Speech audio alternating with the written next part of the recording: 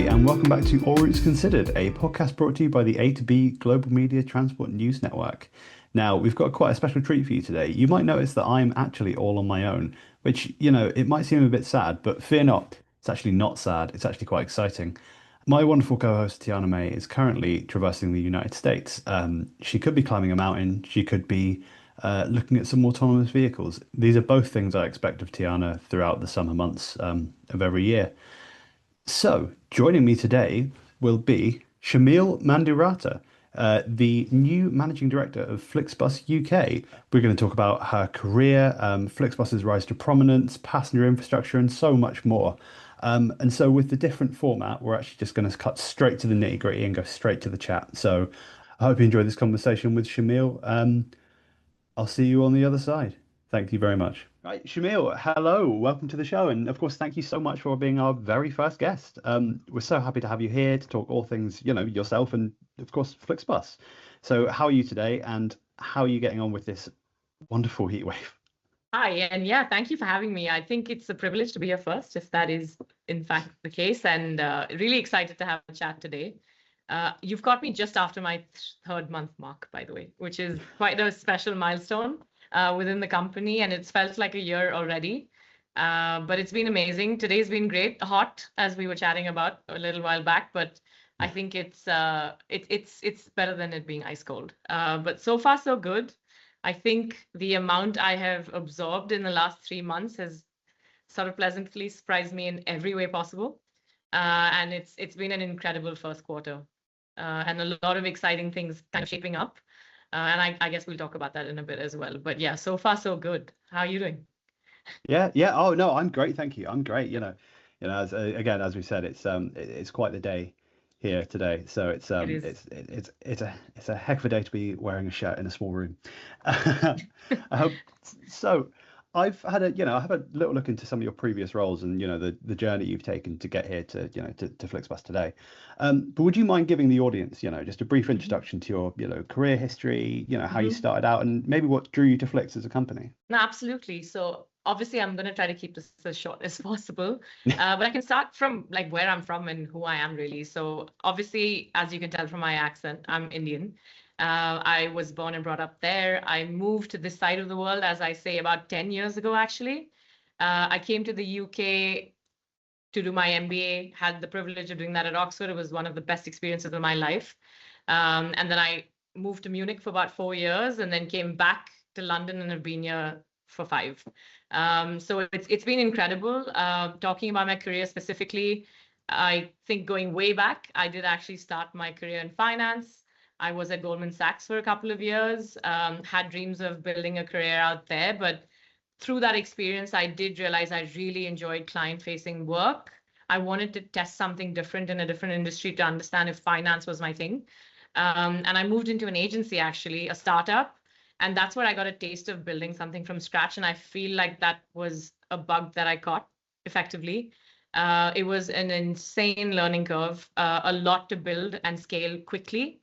And I think that sort of combination was a perfect time for me to step away and study further, actually. And obviously had intentions of maybe doing something to do with problem solving and consulting. I was very clear I wanted to be in a commercial role. But Amazon kind of came knocking. I sat through a presentation and I just realized it was maybe the next best fit. And I don't know, like 9 years of my life just flew by. I've spent time across different business units, as it's referred to. Within Amazon, it's basically their retail, most well-known part of the business, which is their e-commerce offering. I was in the advertising business when it was nothing, building it into whatever it is today as a full-fledged media company as well.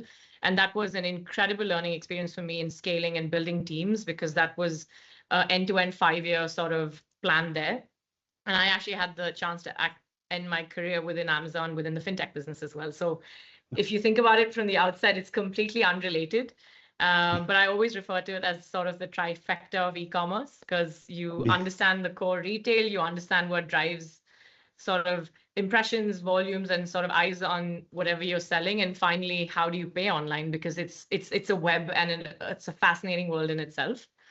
And coming to the final sort of why Flix and why now, I think, as I said, I spent a lot of my experience within Amazon picking up skills and applying them along the way. When you think of Amazon, it's like the world's biggest startup. It's what they call themselves as well, and it is true. Every business was a mix of sort of building from the ground up or just scaling and taking it to the next level. I've always been intrigued by taking that externally and doing it in a company that aligns with my ethos and culture. When Flix sort of approached me, it was a bit of a, wait, am I the right person for this role? Because I'm not from travel. But I realized quickly as I spoke to the team, the leaders and the people I met with, I knew instantly it was going to be the right chemistry fit. It's very similar in everyone's super passionate about what they want to build and solve for. And that is infectious as culture goes. The second element of it is what the founders have sought out to do in a quite sort of tried and tested conservative and well-practiced industry is sort of disrupted, but in the way that benefits customers, and build scale on top of that. Because transport obviously has its nuances locally, but taking it that level up and creating a sort of global brand like this, and the opportunity of building a new market within that actually.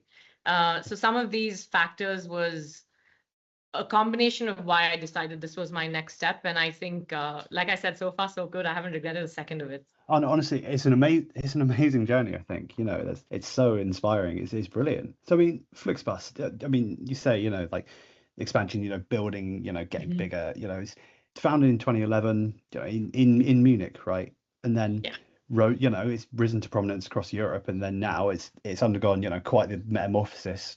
It's everywhere. It's not just in Europe, it's in the US, it's in Mexico, it's all over the place. It's for lack of a better term, it's becoming a pretty recognizable household name.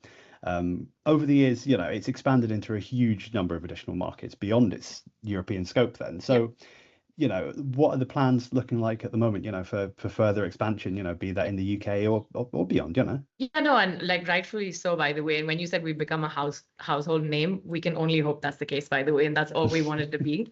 But yeah, I think there's two layers of this actually, and you've touched upon quite interesting sort of pillars of growth that we talk about as a leadership team as well. So obviously geographical expansion is super important, because what we're really trying to build is a world-class, globally scalable brand in coach, which is something that is obviously disruptive.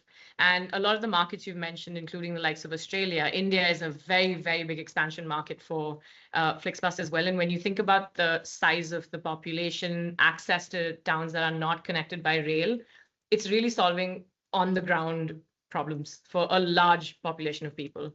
And I think just bringing focus back into the UK, and what's been super exciting for me, obviously, is like you said, we have had a company that has been growing across the board since inception about 13 to 14 years ago. But the UK business is only 5 years old. And sometimes we blanket it as part of the European sort of portfolio, but there are markets within Europe that are quite mature and where we've established a very strong foothold. The UK has its nuances, obviously, because it is a market that's highly competitive. But if anything, the last 5 years has shown us is that the customers have said that, yes, there's appetite for this, bring us more. So that's sort of the focus for the next year. We have had incredible growth in the last 5 years. I think the team that has built that still sits in the room. So there's a lot of pride in there, but the passion hasn't worn off.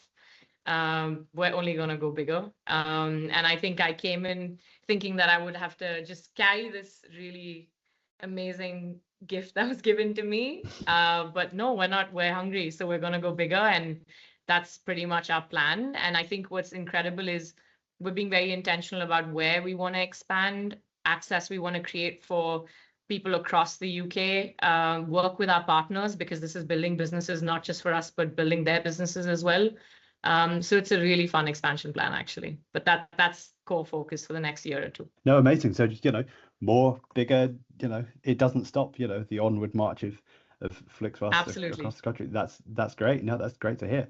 So FlixBus recently took part in a campaign with the UEFA Europa League with the Trophy Talk promotion. Could you tell us a bit more about that and sort of how it came about, maybe? Yeah, absolutely, actually. So I think this is a partnership we're really proud of, because when you think about brand engagement, you want it to align with what your brand stands for. And I think when you think about Flix as a brand, it's not just getting from point A to point B, it's experiential. We want people to think about travel as a way to just enjoy life. Yes, there are necessities of work and etc. in that reign, but the UEFA partnership kind of fits within that sort of sports experiential pillar. And we have actually been a proud sponsor of both the Conference League and the Europa League for the last 2 years. We started 24-25. And as part of that entire activation, actually, it's also engaging with our customers. The trophy tour actually has had its second year in the UK. It was London last year, and we decided to bring it to Birmingham this year. And effectively, what it was is an on-ground activation where customers can sort of chat with us about the brand, get exposed to football ambassadors, win tickets to the finals, which was in Istanbul this year. So it was exciting. But I think it kind of aligns with what our brand stands for, which is if you want to get from point A to point B, whether the experience is something that's passion driven or need driven, you don't have to think twice. And I think it was a massive success. We had amazing feedback. And honestly, the best feedback is when you see people show up. And it was, I think, a great activation overall. And this is the partnership we'll be continuing into next year. So let's see where the trophy tour takes us next. Yeah. Yeah, of course. Yeah. Did you manage to go to the final in Istanbul? So I didn't, but I have to say it's because I was being a good manager, and I was like, okay, clients and my team can get to go first. I'm going next year. Wow. I've already had that deal with the team. I was like, you guys get to go to Istanbul, wherever it is next year, I'm going. But no, jokes apart, I obviously had competing priorities to deal with, but yeah, I'll be there next year. There's no doubt. I'm not missing it for anything. Yeah. Well, I mean, it sounds incredibly selfless. So, I mean, hats off to you on that one, because that would have been. No, I just made it sound like that, by the way. I fought tooth and nail, and I was like, okay, I have to give up. I can't go. I cannot blame you. So, I mean, do you think there'll be any more promotions like this in the future? Is there anything, in discussion? You don't have to give any details, but just, anything more like this? No, absolutely. And like I said, I think the intention is to continue this partnership, because when we think about, of course, we're a global brand, but Europe is sort of a big foothold of that. And the alignment of a pan-European football tournament of that scale just seems like the right fit. It's also a perfect use case for us, because we have seen very real cases of exorbitant ticket prices across other forms of travel at this time. And we want people to experience what they're passionate about at affordable prices and reliable. So that's been a perfect sort of synergy. I think beyond that, like I said, it's experiential. So we're big into festivals and cultural experiences as well. And an upcoming festival we'll be sponsoring actually and being part of is the Forwards Festival, which will be held in Bristol end of August. So it's going to be fun. If you see bright green anywhere, it's probably going to be us. But yeah, it's really exciting stuff like this that brings us closer to our customers as well. And I think the teams on the ground are very intentional about actually collecting feedback on the ground, engaging with them, because that's the best way to understand what's happening and what's going right or wrong. So there's various use cases of that, but yeah, there's going to be plenty such activations in terms of our brand marketing strategy. Yeah, no, that's great. I tell you, I went to Forwards about 3 years ago. It's a fantastic festival, actually. That's a really and the that's lineup really this year cool looks news. really good, by the way. It's so funny. When I found out I was like, wait, sorry, we need tickets for the team now. Yeah, Usual, but no, I think it's gonna be a good one. And if the weather is halfway decent, I think it's gonna be a weekend to remember, really. Yeah. I'm always quite interested in these sort of these coach services that take you straight to events from different towns and cities. I think that's such a great idea. I've always been someone who would always rather get on public transport to go to an event rather than take my car. So anytime those things are on offer, I almost always take them. I think they're a really great incentive and really great move, and they're better for everyone. Yeah, and it's such a responsible way to have a weekend away having fun. You don't have to be bogged down by driving, and that should never happen. So various alternatives now. Yeah, I went to see The Cure last night in Cardiff, and I was stuck in 30. Oh, it was something, but we were stuck in 38-degree sun. You're not so pure sun. Yeah. Wow. And again, like if I'd had the option to not be driving myself and sit on a nice comfortable bus, then I'm pretty sure I would have done that.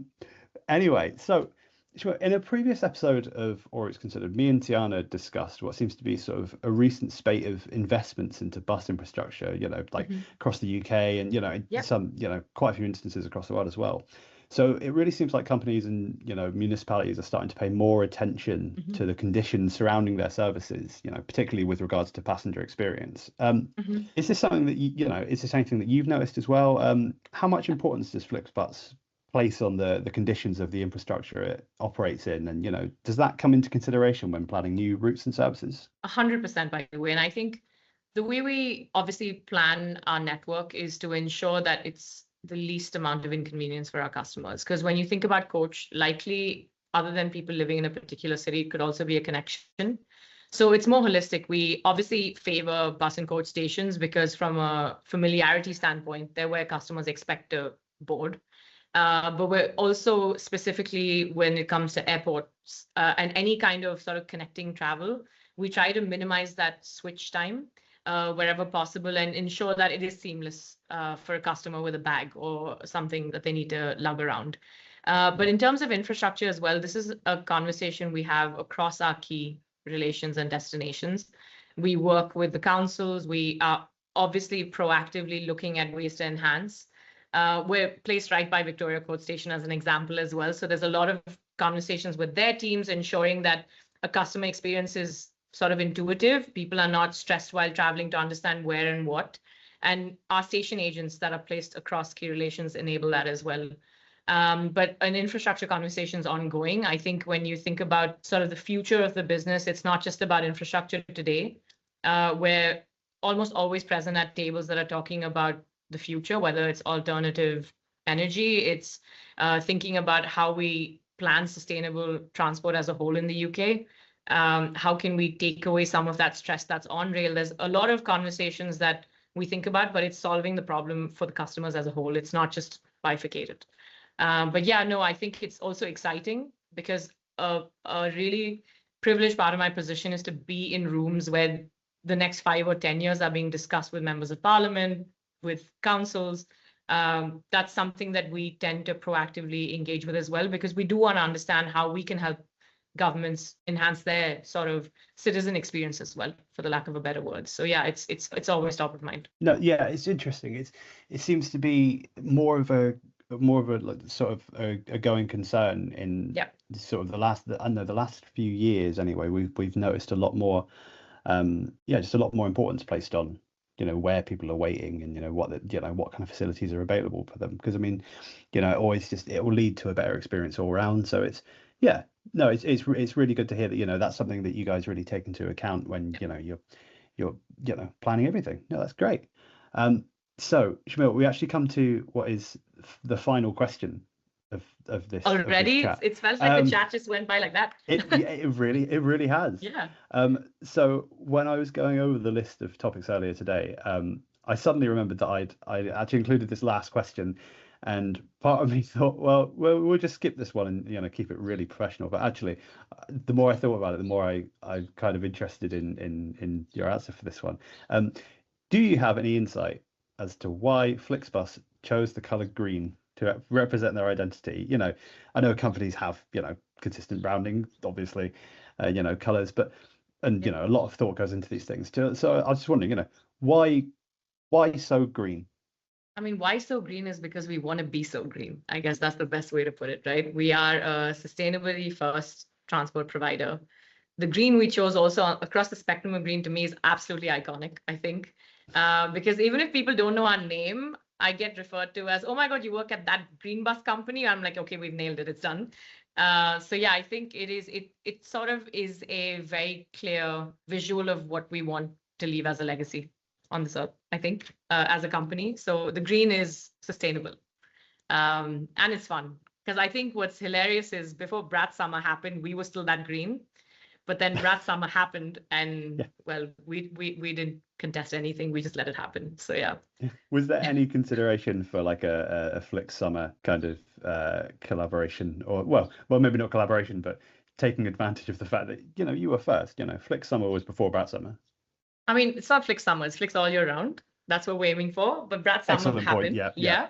But no, I think we debated reaching out to Charlie XCX, and then we thought she had better things to do for that summer, so we we refocused on other festivals, but maybe in the future, if she ever wants to revise it, then she knows exactly which brand to partner with. Yeah, yeah. Yeah. Well, I can see that clear as day, and I'm very excited about the prospect of that. So yeah, no, I mean, I think that about does it for time today then, Shima. So again, thank you so much for coming onto the show. And thanks so much for being such a wonderful first guest. It's been an absolute pleasure. Is there anything you'd like to let the audience know before we disappear, or? No, first off, just thank you. It's been such a fun chat. I don't know where this time went, by the way. So kudos to you, because it felt like I was chatting with a friend over coffee, just minus the coffee right now. But yeah, Perfect. so thank you. It's been an absolute pleasure. And whatever I think we're looking to build, I hope everyone listening to this does get on a green bus, tries it out. Whether you love it or don't like it, please let us know, because our aim is to only get you to love it more and more. And hopefully you'll see us everywhere. I think we've started a pretty cheeky brand campaign. I hope you're already seeing us everywhere, but our aim is to make you actually turn your head every time you see a bright green bus go by. So the aim is to just keep that growing. But yeah, it's been a pleasure, and I hope this is the first of many interactions we have. Yeah, absolutely. Well, yeah, thank you so much. And that does it for this interview. Thank you again. Likewise, by the way. Chat soon. Thank you. That's it. Thank you. So that was our chat with Shamil from FlixBus. I think it's really interesting to find out more about these companies that have slowly started to just grow and expand out of, like some fairly, simple beginnings.